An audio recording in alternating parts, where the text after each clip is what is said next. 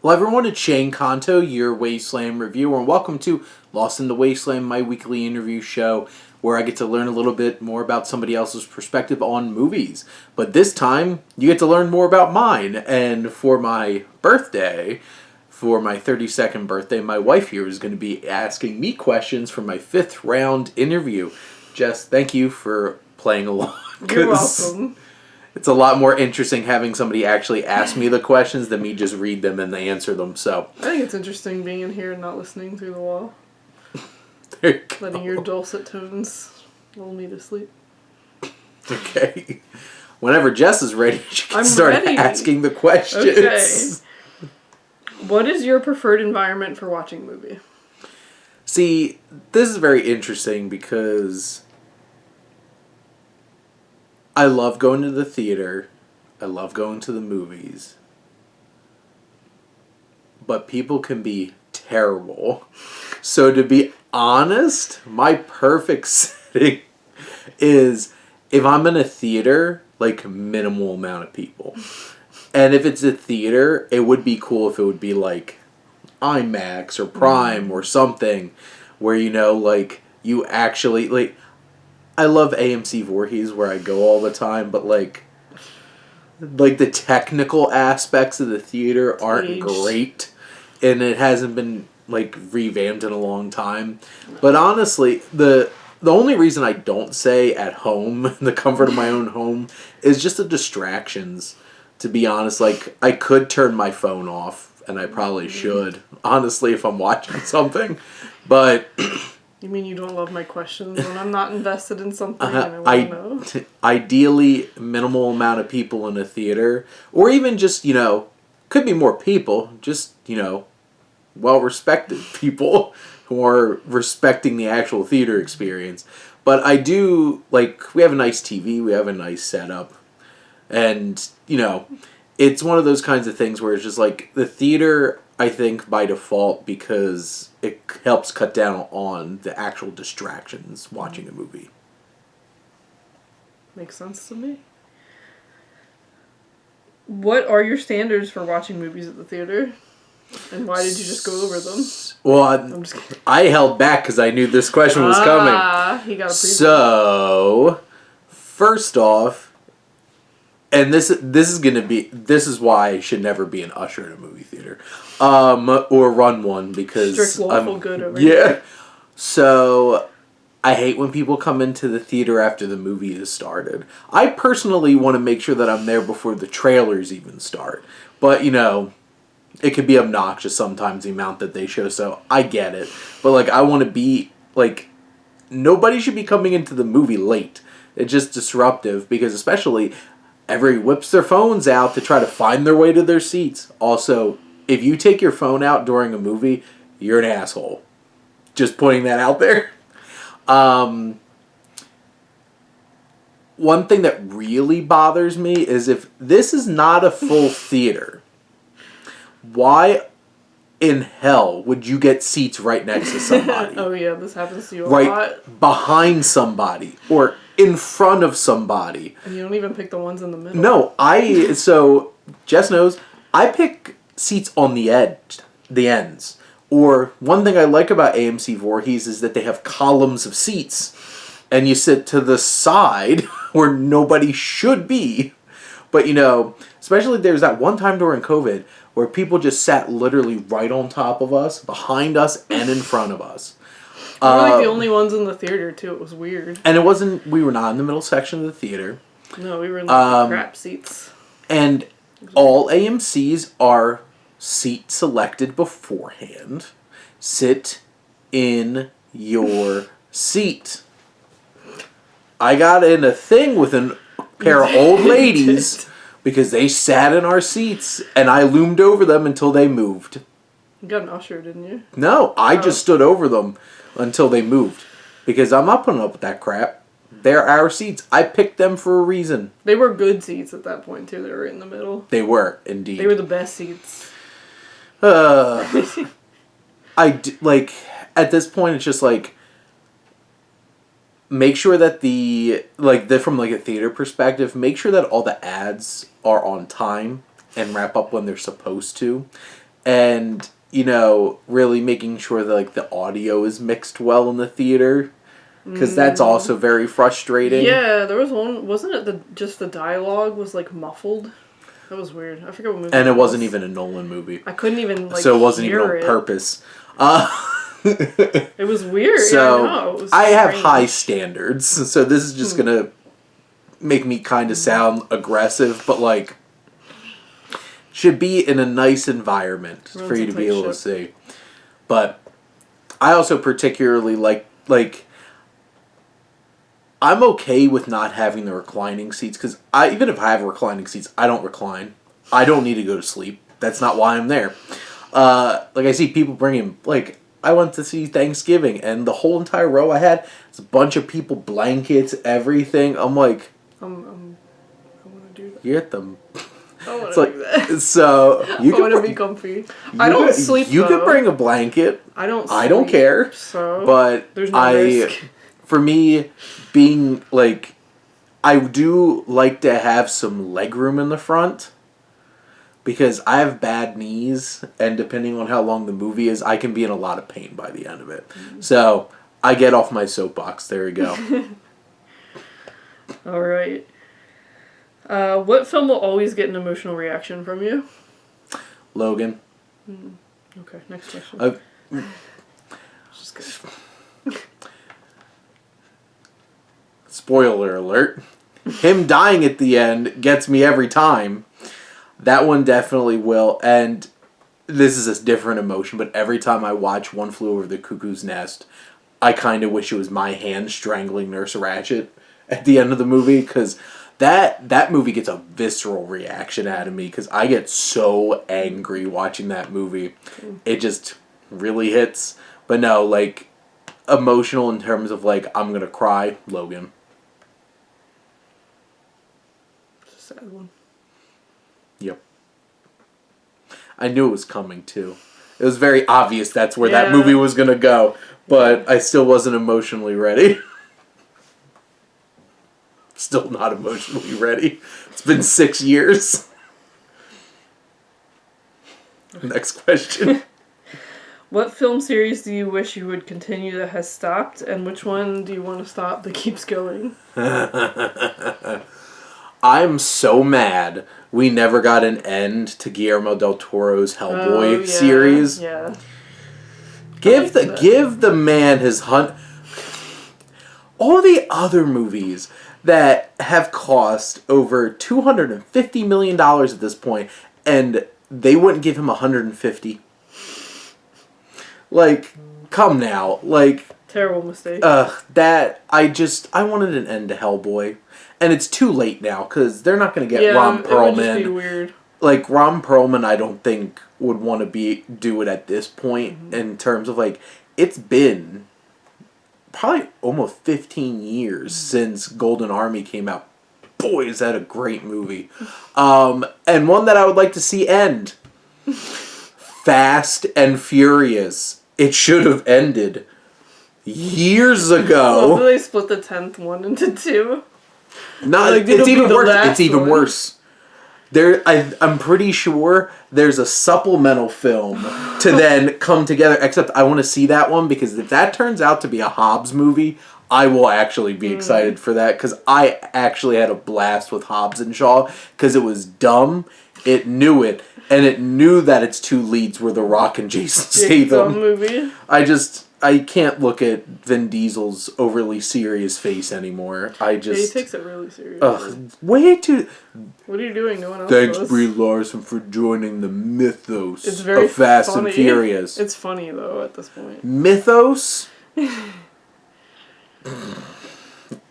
mean, it has reached This unbelievable should end. proportions. I would have said Transformers, but I just wish that Michael Bay would stop making Transformers movies, which he has, so that's actually going in a different direction. That's why you didn't pick that one. Exactly, but no, 100% Fast and Furious needs to die.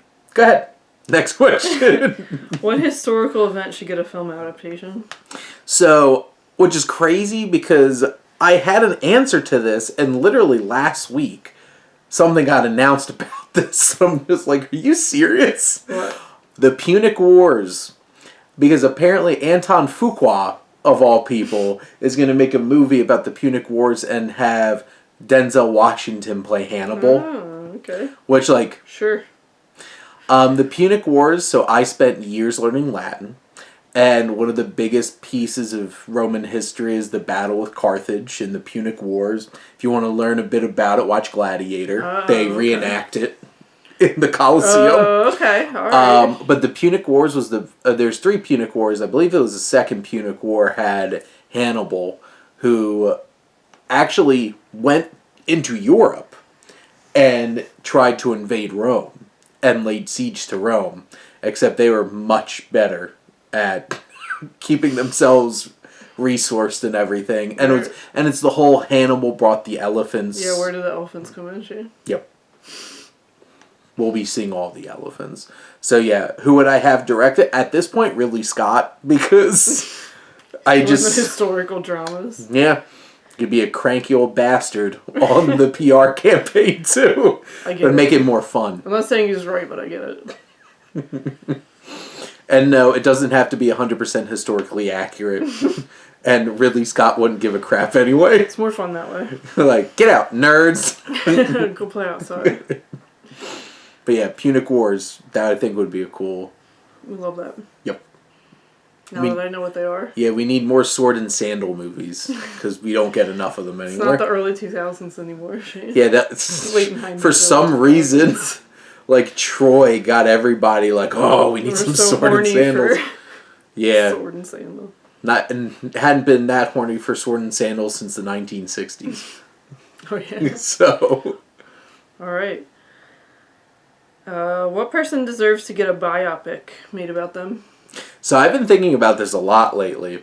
And especially with the Iron Claw coming out, thinking about other pro wrestlers who should get a biopic. 100%, the man, the myth, the legend, the Italian dream, real life Rocky Balboa, and honestly an idol for all immigrants everywhere, Bruno Sammartino, who's the longest reigning WWE champion in the history of WWE. He was an Italian immigrant to Pittsburgh, Pennsylvania, and he had 2 WWE title reigns that lasted over 4 years, and he was one of the most significant Italian athletes in all of sports, or entertainment, I guess, if you want to be that way about it. But yeah, I would love to see a biopic about Bruno Sammartino. Love that. I learned something today. There you go. What is your go-to streaming service, and what features and content do you desire most from a platform? No matter how hard they try to ruin it, it's still Max. So they made the name worse. They just added more content, to be honest, because it has all the Discovery content on it. But I don't even think it's a competition, to be honest, for best streaming service, because like HBO alone would be one of the best streaming services. It has all of HBO. It has Criterion Collection, so like if you don't want to spend for the whole Criterion channel, you get a lot of Criterion on there. There's Turner Classic Movies. There's Studio Ghibli. There's Cartoon Network and Adult Swim's on there. Mm-hmm. You have DC, obviously, because Warner Brothers. There's just all Warner Brothers films wind up there. So, like, this is a pretty big sell. There's so much content on it. Like, I feel like my movie club, on some level, just turns into the Max movie club, because 90% of the movies we watch are on on a Max streaming service. It just, for me, if you're going to focus on new content, you got to focus on quality, Netflix, instead of quantity, Netflix. I feel like Amazon doesn't even... Well, they buy weird stuff and put it on there. They've made some interesting choices with a lot of money recently, like Citadel, which is one of the most expensive TV shows of all time, which is like a completely forgettable 6-episode spy thriller. I'm just like, why'd you spend so much money on this? And like the Lord of the Rings stuff, but like, if you're going to be attached to a studio who drops your content on there, Warner Brothers, pretty darn good. I don't agree with Warner Brothers with a lot of their decisions lately, like their whole tax fraud crap that's going on, just making movies disappear. But you have to have like a nice balance of like, there's a bunch of kid-friendly stuff on it. You have prestige stuff like HBO, Criterion Channel. It's a great balance of things. And honestly, Max has one of the best, like, and this is the tough thing. I don't know what a great interface would look like for a streaming service because none of them seem great. I hate Netflix because you can't find anything. Like, the rows that pop up are so random. But, like, Max, I feel like, generally is collected well. It has hubs. It has the whole section, like, new releases that are actually chronologically what has recently come out. You would think that that would be an easy thing to do. Why hasn't any other streaming service done that?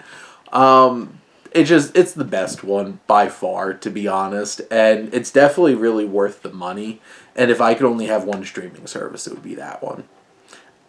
Disney would be really hard to part ways with because I wouldn't have Star Wars or Marvel shows. But like, outside of that, like, and the more I explore too, there's a lot of like indie like art, auteur like short films and stuff like that on Max too. Like, I've interviewed a couple of filmmakers and that's where their short films have wound up. I'm like, that's even, I have to actually even do even more of a dive to see what kind of stuff's on there. But Max, 100% easy question. Nice. What TV series do you wish would be revived for more seasons, and why is it Lost? Lost doesn't need any more. They stretched that enough as is. I still enjoyed it along the way, but like, they went some weird places to fill in seasons. Writer strike. Firefly. Good answer. Like, come on, Fox. People are hungry for it. People demand it. We got Serenity, and that's the closest thing we're ever going to get to it. Especially with what Joss Whedon has done recently, or at least been brought to the surface has done, even if he didn't do it actually recently. Have Nathan Fillion write it. I just feel like that show had so much to work with, and so much potential, and the characters were great, and the cast was great, and then they soiled it. So that's definitely it. There's definitely some other shows that I really wish would get more seasons, but like that feels like the most egregious one to me. It's hard not to share mine right now, but I know I'll get to it at some point. What is it? My Name is Earl. Oh. They never really wrapped it up. Disappointing. That's the or BoJack. I mean, you can tell the last season. BoJack. But you could tell I could have had like 20 seasons of BoJack. Tuca and Birdie died too young. Well, yeah, both of them unceremoniously murdered. One twice. Brought it back to life just to kill it again. But yeah, both of those shows definitely deserved more time too. You haven't seen My Name is Earl, right? No, I feel like I've watched an episode or two. Yeah, it was pretty popular. I'm a big I always enjoyed Jason Lee and like the Kevin Smith stuff that I've seen, but then his whole career turned into Chipmunks. True. Alvin. What actor would you love to see make a comeback? Make a comeback?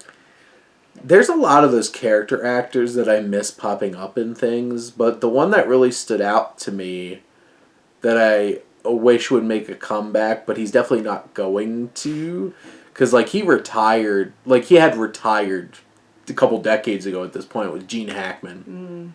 That was gonna be my guess, but I was good and didn't. It's like he just, was an asshole towards the end and didn't work well with anybody and was just disgruntled and went off. Like, if he were, he didn't pass away, right? No, I think he's he just retired. Yeah. Because if I could pick somebody who was unfortunately passed away, it 100% would have been Sean Connery. 100% would have been Sean Connery. Yes, he's still alive. Yeah. Oh man, he's my grandpa's age. He's 93. Yeah. Still kicking. It looks good too.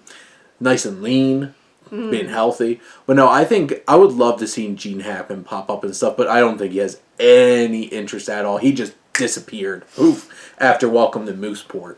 I forgot about that. That was his last movie. You even tell me about that regularly, and it just as soon as you mention it, just right out of my head. Because, like, I'm going to keep perseverating on this as it's my posters up on the walls. He should have been nominated for Best Actor for The World Tenenbaums. Yeah, he was so good. Extremely punchable.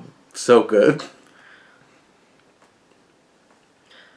If you met someone new and they had to get to know you through movies, what 3 movies would you pick for them to watch? Mad Max Fury Road, because then they would understand why everything I have branded in my doing of this thing has been Wasteland related, because it says made such an impact on me. 2 would be 2001: A Space Odyssey, and they would 100% understand my fear of the machines destroying all of us at some point, and my love for science fiction, but specifically the machines part. And I feel like The Big Lebowski, because it would help them understand what I love most about movies. Because, like, direction and characters and just the filmmaking of it all can go such a long way for me that I don't necessarily need a really cohesive narrative that just pulls everything together, like The Rug. Just pulled the room and the room together, dude. Just really pulled the room together. And the way that the Coen brothers make characters is so much fun. But, yeah. Those would be 3 movies that I feel like would help people get to know me, probably. So, that might be weird, but there you go. It's your taste. And that was the last question, right? Yeah. Would you like to ask me a wild card? Yeah. What is it? The biggest twist of today is I have one prepared. I thought of it earlier. Instead of asking number 1, how dare you? What has been your biggest movie-related surprise of this year? If I didn't tell him before that, you can tell he's thinking. Movie-related surprise.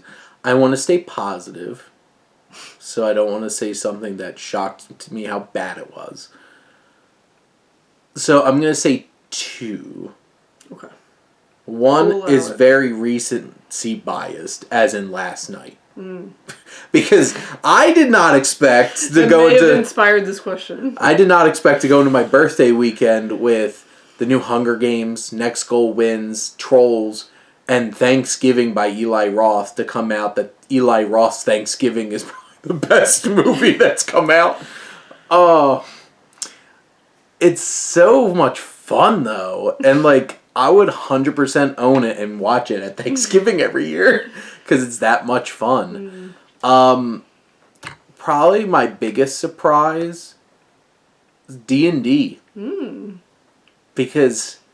They actually made it work. Big budget fantasy does not work. Based on the existing product. 90% of the time. Hi. And it was great. There were a lot of Easter eggs. It was so much fun. And you don't even have to like D&D or ever played D&D to, like, enjoy it. But if you do, like, half the time I was like, Shane. Jess was Leoing. I was. Well, because I play a bard most commonly, so it was like... finally. Chris Pine was so great. I guess throwing out there, too, like... I love the John Wick movies, but I did not... I hoped that it would be, but I didn't really expect John Wick Chapter 4 to be one of the greatest action movies ever created. But it was. So there you go. So, there's a couple for you. Cool. But thank you, Jess, for helping out with this video. You're welcome.